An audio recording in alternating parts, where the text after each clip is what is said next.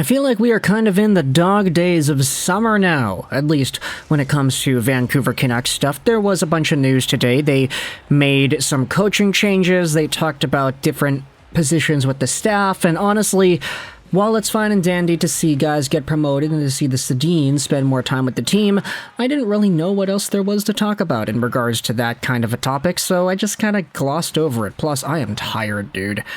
Like, I woke up so late today, it's why this video is coming out so late.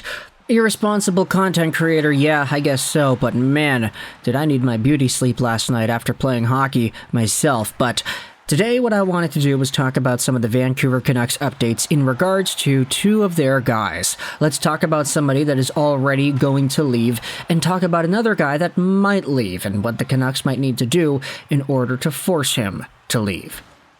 Firstly, it's a scoop from Rick Dalibor on this recent edition of Donnie and Dolly. Take a look at this tweet where Dalibor goes out there and explains, "It looks like Vancouver Canucks defenseman Ian Cole is going to hit the free agent market after some contract talks that couldn't find common ground."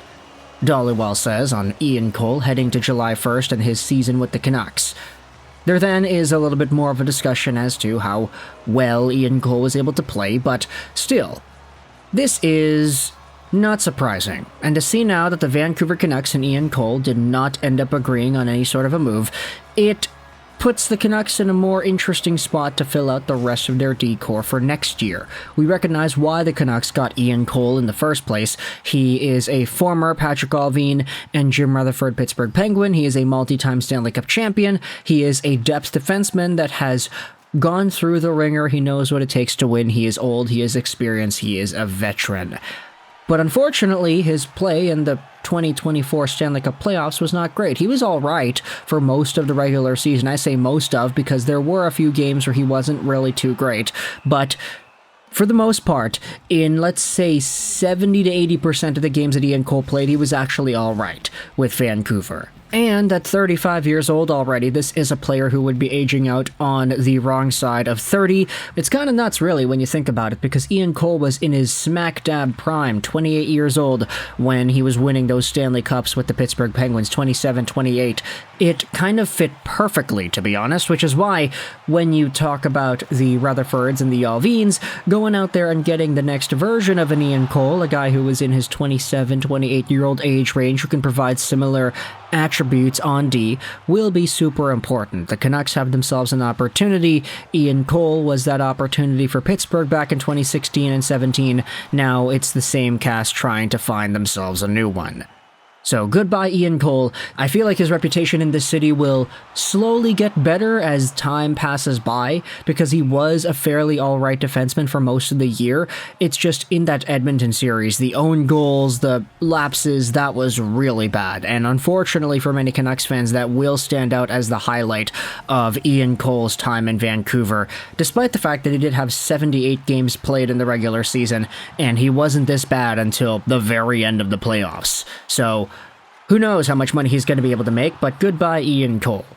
What I also wanted to do, though, was talk about a piece on CanucksDaily.com, because what this article goes out there and does, written by Cooper Godin, is it talks about the Canucks and whether or not they could offload Ilya Mikheyev.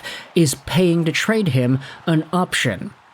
What this article goes out there and does is it cites the recent edition of the Canucks Conversation podcast, where Harmon Dale of The Athletic shared that if the organization is to find a way to get rid of Ilya Mikheyev's contract, he doesn't want it to be by including a second-round pick and other assets in a trade. Dale suggests the Canucks should retain the salary on Mikheyev's deal if they move him, which could land them an additional asset in the trade. Now pause before we go over and read the Dale quote. Let's talk about Ilya Mikheyev, because man, that contract sucks. $4.75 million a year till the end of 2026.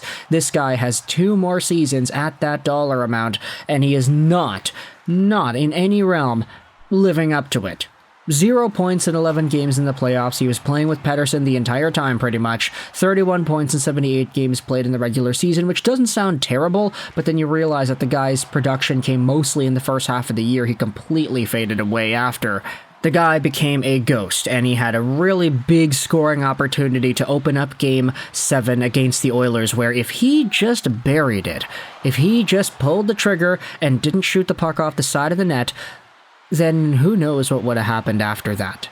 That was a beautiful opportunity, and it changed the course of the entire hockey game forever, but all Game 7 woes aside, Ilya Mikheyev has just not been good enough to justify keeping around at that dollar amount. We'd already talked about the idea of buying him out, which will cost the Canucks a pretty penny until the end of 2028. So if you wanted to go down that route, take the cap hit bump for the next few years after 2026, then okay, be my guest. But if you wanted to trade away Ilya Mikheyev, get him to waive that modified no-trade clause he's got, and send him over to some other team, this is what Harman Dale goes out there and talks about in regards to that trade. I don't want to be in the business of giving up a second-round pick and something else just to get Mikheyev's cap hit off the books, because you still have other business you'll need to do. I mean, think about how many assets the Canucks had to part ways with over the last 18 months or so to build the team that we saw last season. The picks that went out in the Hronek trade, the Sam Lafferty deal, the Nikita Zadorov, Lindholm trades. You only have so many bullets in your chamber, and that's where I would rather retain and have a scenario where I don't want to give up sweeteners, rather than a plan B scenario where you can get the full cap hit off, but you're going to have to pay for it. Of course, Dale is referring to the idea of sending Mikheyev away in some sort of a Sean Monahan kind of trade, where it's like, hey, here's Ilya Mikheyev and a first-round pick for a third. We are going to take the hit in our draft capital because we just want to get rid of this guy so badly. And with the Vancouver Canucks already executing a bunch of moves in the past 12 months, with them already depleting some of their draft picks and other younger assets, a trade like this, where it's Ilya Mikheyev and a big piece for a smaller piece, does not feel like an appropriate move to do in Harman Dale's opinion, and quite frankly, I'd have to agree.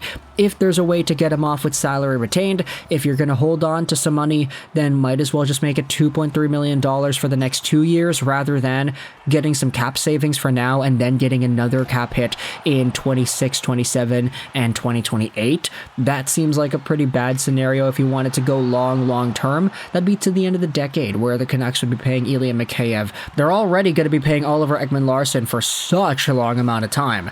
Till 2030, I believe, and the cap hit on some of those years is destructive. $4-point-something million a year for OEL, a guy who isn't even on the team and who is in the finals right now with the Florida Panthers. So would it be preferred to have Ilya Mikheyev in some sort of a similar boat? Probably not. I don't want to see a world where the Vancouver Canucks have anything above $4.5 or $5 million in buyouts on 1 year.